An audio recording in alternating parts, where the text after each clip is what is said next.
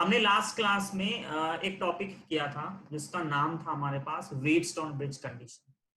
ठीक है, उसका नाम था व्हीटस्टोन ब्रिज। वैसे नया क्या लिखना, पीछे स्लाइड लिख देते हैं जो हम लिख चुके हैं ऑलरेडी पहले, उसी का हम यूज कर सकते हैं समझने के लिए। ठीक है, तो हमने लास्ट क्लास में व्हीटस्टोन ब्रिज कंडीशन देखी थी। वो सिंपली ये स्टेट करता है कि अगर मेरे पास 4 रेजिस्टेंस हैं PQRS और उनको मैं इस फॉर्म के अंदर अरेंज कर दूं, इस स्ट्रक्चर के अंदर, ब्रिज लाइक स्ट्रक्चर के अंदर, और इस गैल्वेनोमीटर में अगर 0 करंट आती है, ठीक है, कोई बच्चा मैसेज कर रहा है, अगर इस गैल्वेनोमीटर के अंदर 0 करंट आती है तो उस मोमेंट पे रेजिस्टेंस का रेशियो जो आता है वो सेम आता है, मतलब P/Q is equal to R/S या P/R is equal to Q/S। Resistance का रेशियो जो आता है वो क्या आता है, सेम आता है। तो ये हमारी व्हीटस्टोन ब्रिज की कंडीशन थी। इस कंडीशन का यूज करके हमारे पास जो है क्या है, इसी व्हीटस्टोन ब्रिज कंडीशन की एक प्रैक्टिकल एप्लीकेशन है। ठीक है, जिसको बोला जाता है मीटर ब्रिज। तो ये दो टॉपिक हैं, ठीक है, दोनों जानदार टॉपिक हैं ये। एक है मीटर ब्रिज, पहला टॉपिक जो हमारे पास है वो है मीटर ब्रिज, और एक आता है पोटेंशियोमीटर। तो मीटर ब्रिज और पोटेंशियोमीटर दो बहुत बढ़िया टॉपिक हैं इस चैप्टर के अंदर, और दोनों ही एक्सपेरिमेंट हैं तुम्हारे इस बार 12th क्लास के अंदर। अब जो है वो 8 एक्सपेरिमेंट बचे हैं बस। ठीक है, इसमें से 8 एक्सपेरिमेंट, वैसे 15 थे, लास्ट ईयर तक 15 एक्सपेरिमेंट करने थे, पर इस बार जो सिलेबस रिड्यूस हुआ है उसमें तुम्हें इस बार सिर्फ 8 एक्सपेरिमेंट करने हैं, और तुम्हारा प्रोजेक्ट कैंसिल हो गया है। इस बार तुम्हारा प्रोजेक्ट नहीं है। ठीक है, जो तुम्हें एक प्रोजेक्ट सबमिट करना होता था, तो वो जो इन्वेस्टिगेटिव प्रोजेक्ट था वो भी हटा दिया। तो तुम्हें फायदा देखो, फायदा क्या है, नुकसान क्या है, जो प्रैक्टिकल मार्क्स मिलते हैं वो मिलते ही हैं। ठीक है, ये HSW क्या है, हॉलीडे होमवर्क में क्या मतलब है, मौज आ गई। मौज तो ज्यादा फर्क पड़ेगा नहीं यार, क्योंकि इन चीजों का ना सिलेबस रहता ही नहीं रहता, सिलेबस ऐसा ही होता कि हो ही जाएगा, उसका इतना इशू नहीं आता है सिलेबस का। अब तो देखो, थ्योरेटिकली सिलेबस का ज्यादा फर्क नहीं पड़ेगा, ठीक है, प्रैक्टिकल का तुम्हारा काम बच गया, प्रैक्टिकल में तुम्हारी मौज आ गई। हाँ, वो दिया था जो प्रोजेक्ट था उसको आग लगा देना, अब वो काउंट नहीं होगा। ठीक है, नहीं नहीं, साहिल जेई मेरे में दिक्कत इसलिए नहीं होगी क्योंकि जो टॉपिक हट रहे हैं वो हमें पढ़ाने ही हैं बेटा, क्योंकि उनको सर प्रैक्टिकल के होंगे। नहीं सकते। सर प्रैक्टिकल होंगे। प्रैक्टिकल दिसंबर तक बोल रहे हैं, नवंबर दिसंबर तक स्कूल ओपन होंगे तो फिर प्रैक्टिकल कराएंगे तुम्हें तब। ठीक है, होपफुली होंगे प्रैक्टिकल। चलिए अब देखिए, मीटर ब्रिज को हम लिखते हैं, मीटर ब्रिज को हम लिखते हैं कि it is the practical application of, और अब मैं से मत करो फालतू का, ध्यान दो। It is a practical application of Wheatstone bridge. मैं वहीं पढ़ता रह जाऊंगा, पढ़ा नहीं पाऊंगा मैं। अब जो ये डाउट होंगे मैं सिर्फ वही देखूंगा अभी। It is a practical application of Wheatstone bridge, और ये जनरल डाउट उसमें करना टेलीग्राम में, वहां बात करेंगे आराम से क्लास के बाद। जो मीटर ब्रिज है इसको बोला जाता है, this is the practical application of Wheatstone bridge. ठीक है, तो इसका यूज होता है, जनरल जो एक यूज है, it is used to calculate the value of unknown resistance। अगर रेजिस्टेंस निकालोगे तो रेजिस्टिविटी अपने आप ही निकाल सकते हैं, तो रेजिस्टेंस लिख लो या रेजिस्टिविटी लिख लो। तो यही तो मैं तुम्हें अभी डिस्कस कर रहा हूँ सारा का सारा। ये आज इतना हैवी मेरा लैपटॉप हैंग हुआ है, ठीक है, और रेजिस्टिविटी जो मैं अभी सारा डिस्कस करूंगा, ये टॉपिक ऐसा है, थ्योरी और प्रैक्टिकल दोनों में ही भर भर के आता है। ठीक है, Shubham Shekhar, to calculate the value of unknown resistance या रेजिस्टिविटी। ठीक है, किसी मटेरियल की रेजिस्टिविटी या रेजिस्टेंस निकालने के लिए हम इस मीटर ब्रिज जो अपैरेटस है, ये अपैरेटस का नाम होता है। ठीक है, यहाँ मीटर इसलिए वर्ड यूज किया जाता है क्योंकि जो लेंथ ऑफ वायर हम यूज करते हैं वो हमारे पास आती है 1 मीटर। ठीक है, तो अभी हम वो डिस्कस करेंगे सारा डिटेल के अंदर। इसका एक ही यूज है, it is use to calculate the value of unknown resistance. कौन, मीटर ब्रिज। मीटर ब्रिज का एक फिक्स डायग्राम होता है। ठीक है, उस डायग्राम में क्या है, मैं पहले तुम्हें बता रहा हूँ रफ डायग्राम, मेरे पास एक बढ़िया डायग्राम भी है, तब दिखाऊंगा, पहले देखते हैं कितना इमेजिन कर पाते हो। ठीक, तो उसमें क्या है, एक लक्कड़ है ना, सिंपल सी जो है एक लक्कड़ है, लक्कड़ समझते हो, वुडन ब्लॉक, ब्लॉक नहीं है, फट्टा मान लो, एक फट्टा है हमारे पास, ठीक है। इस फट्टे पे, इस फट्टे पे क्या किया उन्होंने, ऐसे हमारे पास कॉपर स्ट्रिप्स है। स्ट्रिप्स का मतलब होता है पत्तियां, ठीक है। क्या है ये स्ट्रिप्स का मतलब क्या है, ऐसी कुछ कुछ दो पत्तियां लगी हुई यहाँ पे ये, और एक पत्ती बीच में है, कॉपर स्ट्रिप्स है ना, जैसे मेटल की पत्ती होती है ना चादर टाइप, वैसे पत्तियां यहाँ पे, और यहां से लेके यहां तक, है ना, यहां से लेके यहां तक ये एक 100 सेंटीमीटर की वायर है। ये क्या है, एक 100 सेंटीमीटर की वायर है, ये 100 सेंटीमीटर की वायर है। ये पूरा जो है वो कंडक्टर है, पत्ती है, कॉपर की पत्ती है, ये भी कॉपर है, ये भी कॉपर है, ठीक है। ये दो खाली एंड है, यहाँ दो कनेक्शन के लिए उन्होंने बना रखे हैं, कनेक्शन लगाने के लिए। इधर जो है पहले वाले पार्ट में यहाँ पे दिखाते हैं कि हमारे पास एक रेजिस्टेंस बॉक्स है। रेजिस्टेंस बॉक्स का मतलब होता है कि मैं यहाँ से एक रेजिस्टेंस की वैल्यू निकाल के सर्किट के अंदर डाल सकता हूँ। जो इधर वाला पार्ट है, राइट वाला पोर्शन जो है, वहां पे हमारे पास एक अननोन रेजिस्टेंस है जिसकी मुझे वैल्यू निकालनी है, ये एक्स है, this is the unknown resistance, ठीक है। एक ये बीच में पॉइंट है, एक पॉइंट यहाँ पर है, कोई बच्चा स्क्रीनशॉट ले लेना, कोई बच्चा जो है वो स्क्रीनशॉट ले लेना अटेंडेंस का। ये जो दो पॉइंट है, ठीक है, इन दो भैया ये आरबी क्या है? रेजिस्टेंस बॉक्स अभी सब दिखा रहा हूँ, हर एक का मेरे पास विजुअल है, ढंग से समझूंगा, कोई दिक्कत नहीं है, 2 क्लास लगेगी और 2 क्लास में एकदम मस्त समझ आएगा तुम्हें, ठीक है। तो अभी तो बस ये डब्बा है पीछे, डब्बे के ऊपर एक कॉपर स्ट्रिप है, ये कॉपर स्ट्रिप है, ये कॉपर, अभी सिर्फ बता रहा हूँ, इमेजिन करा रहा हूँ कि क्या क्या होता है, फिर एकदम दिखाऊंगा तो तुम फिर इमेजिन कर लोगे। ये वायर है 100 सेंटीमीटर मतलब 1 मीटर की, तभी नाम है उसका मीटर ब्रिज। इन दो पॉइंट्स के बीच में उन्होंने क्या किया है, एक बैटरी कनेक्ट कर, कि बिना सोर्स दिए तो हम कुछ कर ही नहीं सकते, तो हमें बैटरी तो देनी ही पड़ेगी। ये मैंने एक बैटरी कनेक्ट कर दी इन दो पॉइंट के बीच, ठीक है। और मैं गलती से भूल गया, मैं ज्यादा नीचे ले गया, तो पॉइंटर दिख रहा है वो, नहीं तो कंफ्यूज हो गए कि क्या किया आपने। ये मेरे पास, इसको बोलते हैं पॉइंट ए, इसको बोला जाता है पॉइंट बी, वैसे तो नाम ही है, कुछ भी लिख लो, ठीक है। ये जो पॉइंट है यहाँ पे, इस पॉइंट से एक गैल्वेनोमीटर लेके इस पॉइंट पे कहीं पे मूव करता है, इसको बोलते हैं जे। ये जे नाम होता है जॉकी के लिए, ये जॉकी वो वाली जॉकी नहीं है जो लड़कों के दिमाग में पहुंचेगी एकदम से, ठीक है, जो कि लिखते ही सबके दिमाग में खी खी करने लग जाते हैं, है ना, जैसे पता नहीं पहली बार नाम सुनते हैं। तो जॉकी जो है वो कंडक्टर के लिए यूज करते हैं, अभी सब दिखा रहा हूँ। तो ये जो है जब पेपर में आएगा तो पेपर में हमें ये डायग्राम प्लॉट करना होता है, एग्जामिनर जो होता है प्रैक्टिकल के अंदर भी, क्योंकि ये 3 एक्सपेरिमेंट थे, ठीक है, ये हमारे पास जो है टोटल 3 एक्सपेरिमेंट थे इसके मीटर ब्रिज के, और अभी भी तीनों हैं, पर तीनों में से इस साल करवाना एक ही है, कोई लास्ट से तो तीनों करवाते थे हम। तो देखो सोचो कितना इंपॉर्टेंट टॉपिक है ये मीटर ब्रिज और पोटेंशियोमीटर। 5 एक्सपेरिमेंट है इसके, 15 में से 5 एक्सपेरिमेंट यही है, सोचो 1/3 पोर्शन हो गया, सिर्फ 2 टॉपिक मीटर ब्रिज और पोटेंशियोमीटर, है ना।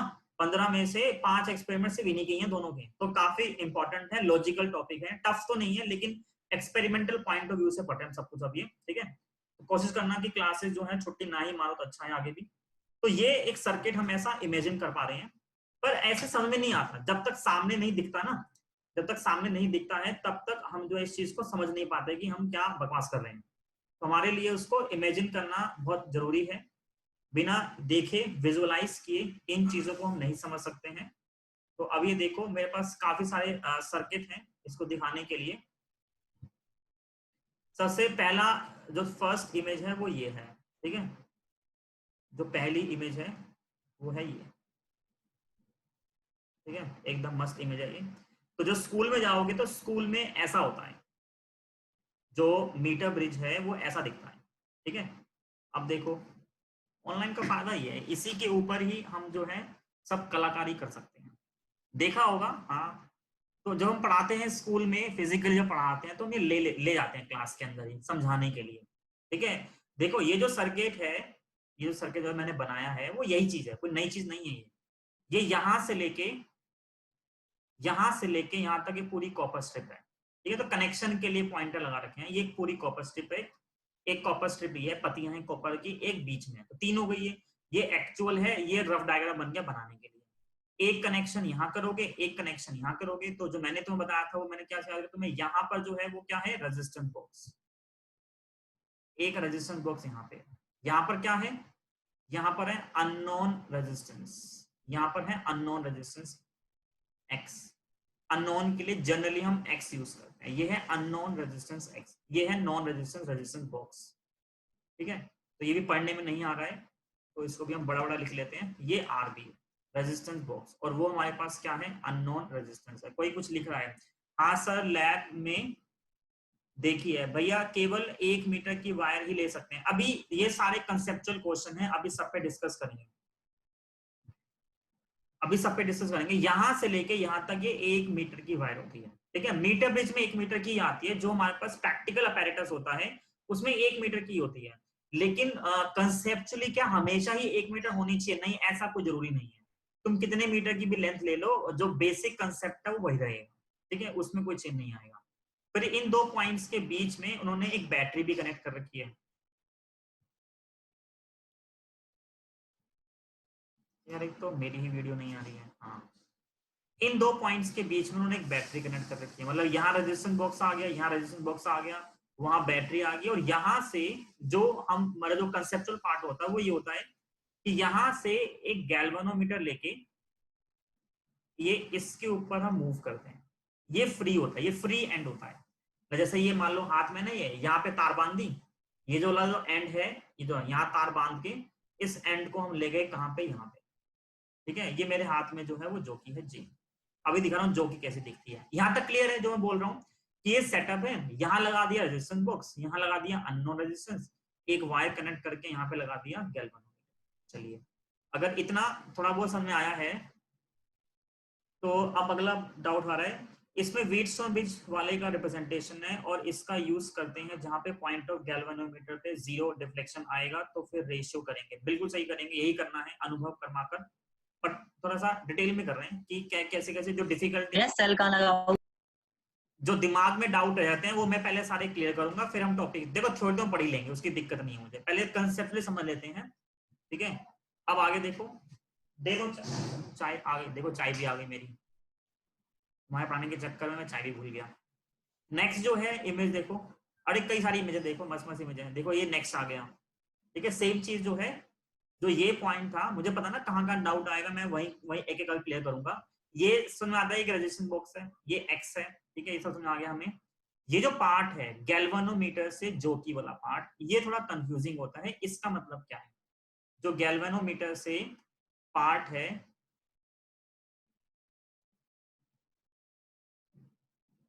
एक तो यार कई बार सेलेक्ट नहीं होता है, तो सेलेक्ट करने में हाँ हो गया।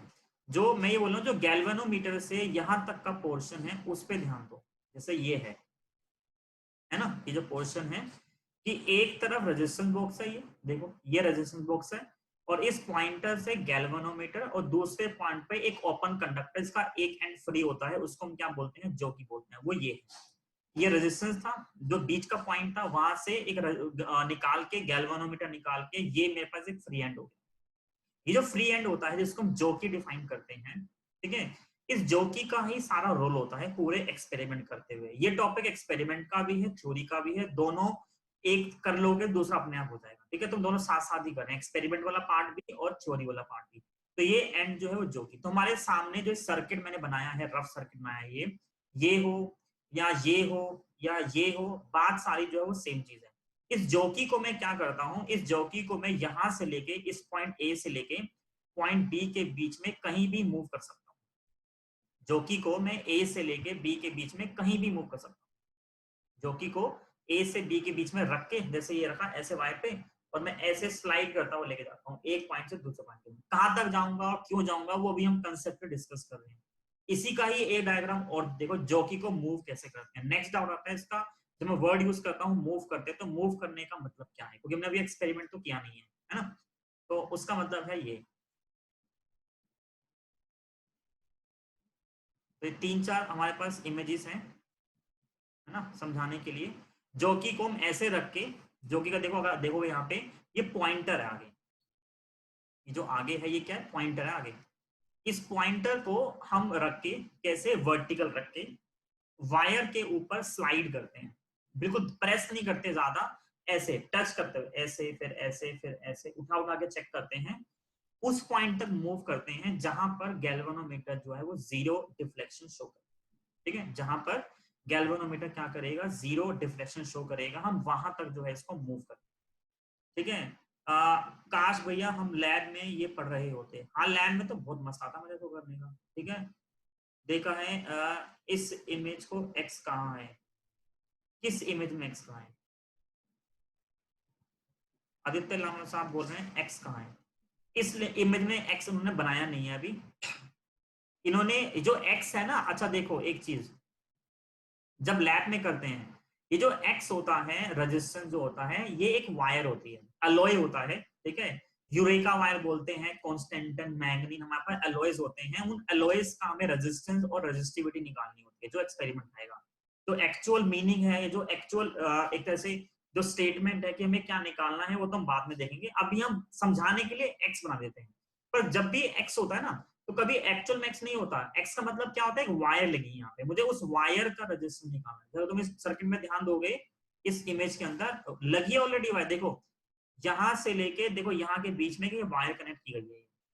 ये जो वायर है, मुझे इसी वायर का रेजिस्टेंस और रेजिस्टिविटी निकालनी है। तो ये अननोन है यहाँ पे, पर तुम्हें दिख नहीं रहा होगा, तुम्हारा ध्यान नहीं गया होगा, जो कि वाला कंसेप्ट में अभी पॉइंट पूरा मूव कर रहा हूं। तो ये इस वायर का अननोन रेजिस्टेंस जो है वो मुझे कैलकुलेट करना है। ठीक है, चलिए अब तुम इतना अगर समझ गए हो, तो अब हम आते हैं अपने कंसेप्चुअल पार्ट के ऊपर कि हमें एक्चुअल में क्या करना है। हमें एक्चुअल में इस पार्ट के अंदर क्या करना है वो अब डिस्कस करते हैं। मैं अभी क्या कर रहा हूँ, मैं एक इमेज जो है वो दोबारा से कॉपी कर रहा हूँ। ठीक है, क्योंकि मुझे उसको बार बार रिलेट करना पड़ेगा। ये जो थी कंट्रोल सी, इसको मुझे अभी चाहिए फिर से डायग्राम के लिए, अपने डायग्राम के लिए मुझे फिर से चाहिए कंट्रोल वी। तो इसके अंदर फालतू चीजें हम हटा देते हैं।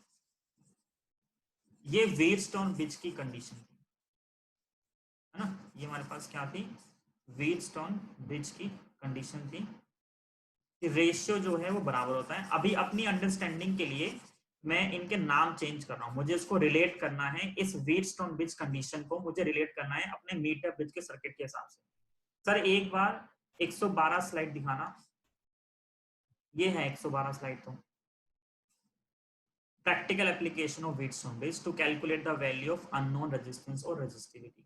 ठीक है, अब देखो मैं क्या कर रहा हूं, मैं इस सर्किट को और इस सर्किट को दोनों को आपस में रिलेट कर रहा हूं। मैं तुम्हें बताना चाह रहा हूं कि जो प्रैक्टिकल एप्लीकेशन है, ये प्रैक्टिकल एप्लीकेशन एक्चुअल में यही सर्किट है, कोई नई चीज नहीं है। ठीक है, तो क्या किया मैंने इसके लिए, ये है रेजिस्टेंस बॉक्स के लिए हम जनरली आर ही मान लेते हैं। ठीक है, इस रेजिस्टेंस बॉक्स से मान लो मैंने रेजिस्टेंस लिया आर और ये एक्स है, तो मैंने ऊपर लगा दिया, यहाँ पे आर लगा दिया और यहाँ पे लगा दिया एक्स। ठीक है, मैं इस जॉकी को जो मैं ऐसे पॉइंटर रख के मूव कर रहा हूँ इस वायर के ऊपर, यहां से लेके यहाँ के ऊपर, ये रेजिस्टेंस फिक्स है, मतलब एक रेजिस्टेंस बॉक्स से मैंने एक रेजिस्टेंस निकाल दिया। यहाँ पे अननोन रेजिस्टेंस एक्स मतलब एक वायर है जिसकी मुझे रेजिस्टिविटी निकालनी है, दो चीज फिक्स है। बाकी जो नीचे के दो रेजिस्टेंस होते हैं, ये रेजिस्टेंस और ये रेजिस्टेंस, ये रेजिस्टेंस क्या है एक्चुअल में इसी वायर के ऊपर मुझे निकालने हैं। ये जो 100 सेंटीमीटर की वायर है, इसी 100 सेंटीमीटर की वायर पे मुझे क्या करने हैं, वो दो रेजिस्टेंस निकालने हैं। ठीक है, अब जे मतलब जो की होता तो हम इसमें टाइम वेस्ट नहीं करते। बाकी दो रेजिस्टेंस मुझे इसी वायर पे निकालने हैं। मैंने क्या बोल दिया, ए से जे मैं एक पॉइंट सर्च कर रहा हूं जिस पॉइंट पे गैल्वेनोमीटर के अंदर जीरो डिफ्लेक्शन है, क्योंकि ये कंडीशन जो है, अगर मैं बोलता हूं इसको, ये P है और ये Q है, मुझे पता है R by X is equal to आएगा कितना, P बाय Q, ये मुझे पता है। व्हीटस्टोन ब्रिज की कंडीशन होती है रेजिस्टेंस का रेशियो जो होता है वो क्या होता है, same, R by X is equal to कितना आएगा, P बाय Q, या R by P is equal to X by Q, कुछ भी लिख सकते हो, दोनों का मतलब सेम ही है। ये मुझे पता है कंडीशन होती है। ये कंडीशन में तब यूज कर सकता हूं जब इस गैल्वेनोमीटर के अंदर क्या हो, जीरो डिफ्लेक्शन हो। तो मैं क्या कर रहा हूं एक्सपेरिमेंटली, मैंने सर्किट कनेक्ट किया इस तरीके से। ठीक है, और ये अभी इनकम्प्लीट है क्योंकि हम जब तक बैटरी नहीं देंगे, जब तक हम बैटरी नहीं देते हैं सर्किट को, तब तक कोई भी सर्किट जो है वो क्या होगा, इनकम्प्लीट होगा। तो हमें बैटरी देनी ही पड़ेगी, बिना बैटरी दी हम कोई भी सर्किट यूज नहीं कर सकते। तो बिना इनपुट दिए तो कुछ भी नहीं हो सकता। तो ये सर्किट अब कंप्लीट माना जाएगा।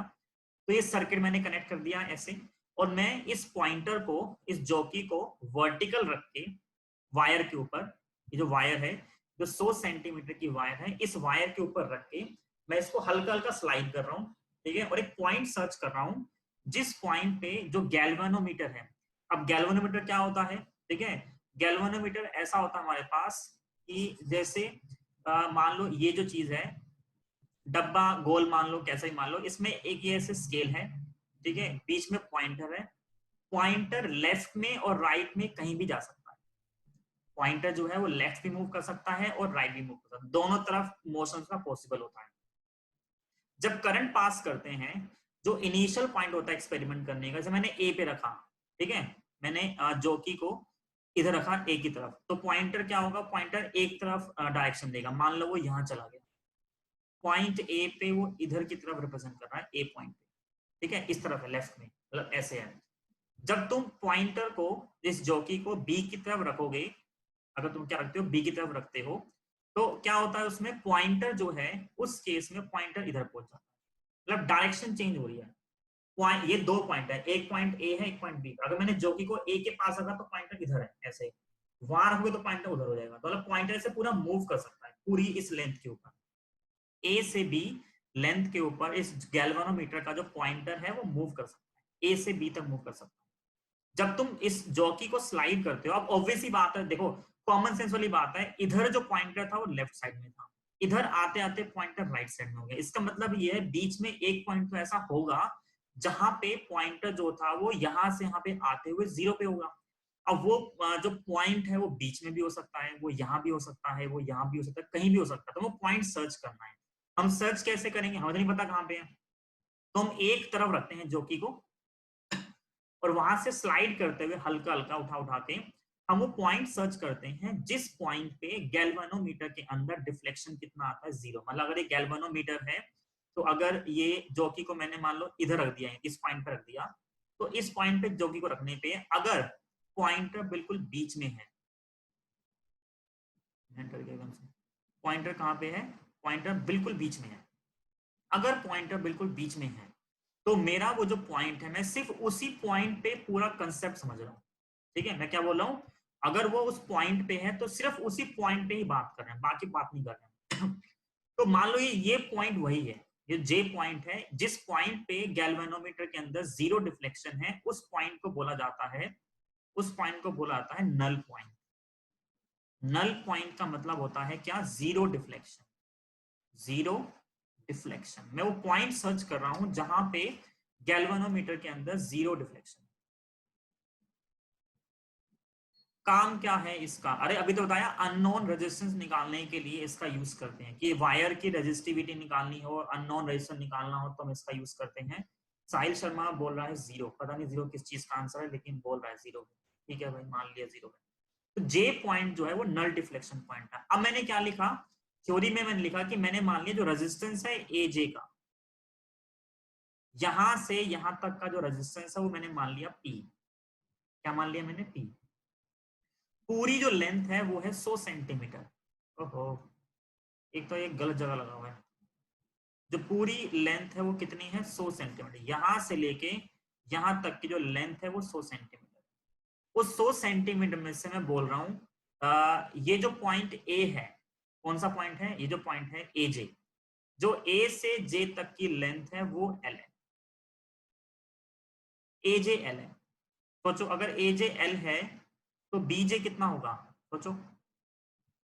अगर ए जे एल हो गया, ठीक है भैया, 100 माइनस एल। कह रहा हूं, ठीक है ना। अगर एक ए जे एल है तो बाकी जो बी जे पॉइंट मेरे पास आएगा, अगर टोटल 100 सेंटीमीटर है, ये एक एल हो गया, तो बाकी क्या होगा, 100 माइनस एल बेसिक। और किसमें सारा का सारा, सेंटीमीटर में। 100 माइनस एल मेरे पास क्या हो गया, बेसिक। अरे वाह, एकदम मस्त, ठीक है, मतलब समझ में आ रहा है थोड़ा बहुत। तो मैंने यहाँ पे स्मॉल आर लेट कर लिया एक चीज। स्मॉल आर मेरे पास क्या है, रेजिस्टेंस, रेजिस्टेंस पर centimetre of metre bridge wire.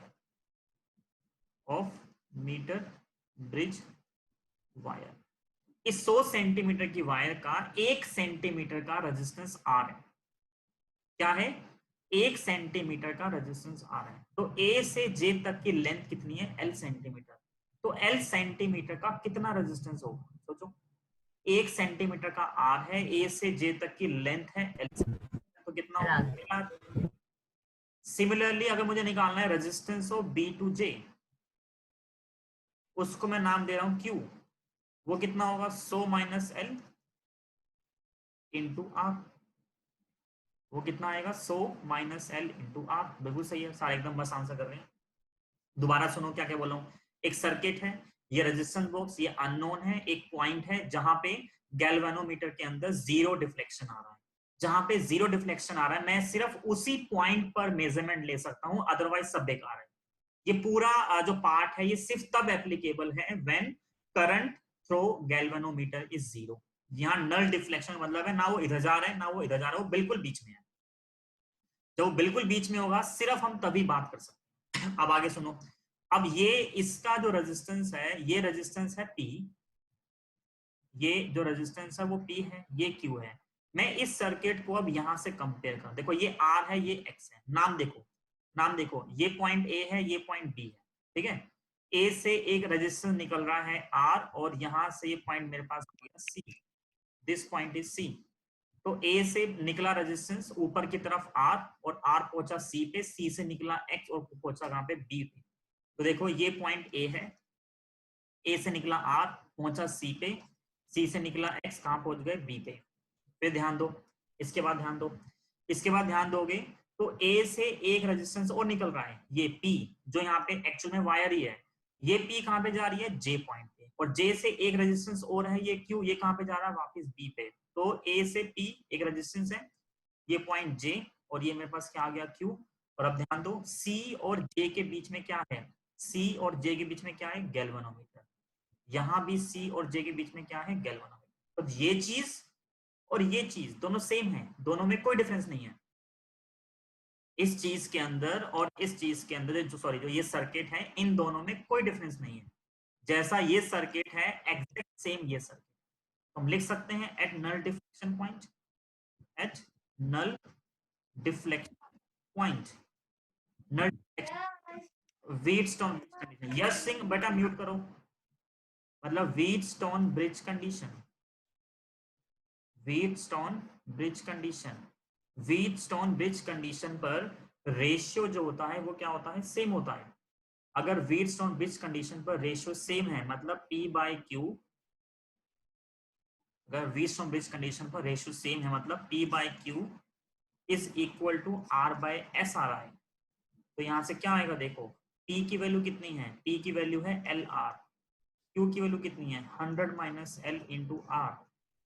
Are तो है ही है, और जो एस था, बस एस नहीं आएगा, यहाँ पे क्या आएगा? एक्स आ जाएगा, ठीक है। और इसके हिसाब से अगर मैं ये पी क्यू को चेंज कर दूं, क्योंकि तुम्हारे लिए ये कंफ्यूजन क्रिएट करेगा, ये जो मैंने वर्ड यूज किए हैं, ऐसे याद करने का तरीका ये होता है, कंडीशन को याद करने का तरीका ये होता है, ऊपर से नीचे का रेजिस्टेंस, ऊपर से नीचे का रेजिस्टेंस का रेशियो सेम है। मतलब जो रेजिस्टेंस ऊपर है और जो रेशियो नीचे है, इन दोनों का रेशियो और इन दोनों का रेशियो हमेशा बराबर होगा। तो यहाँ पर ऊपर क्या है? ऊपर आर है, नीचे क्या है? पी। तो R by P is equal to कितना आएगा? ऊपर एक्स हो गया और नीचे कितना हो गया? क्यू।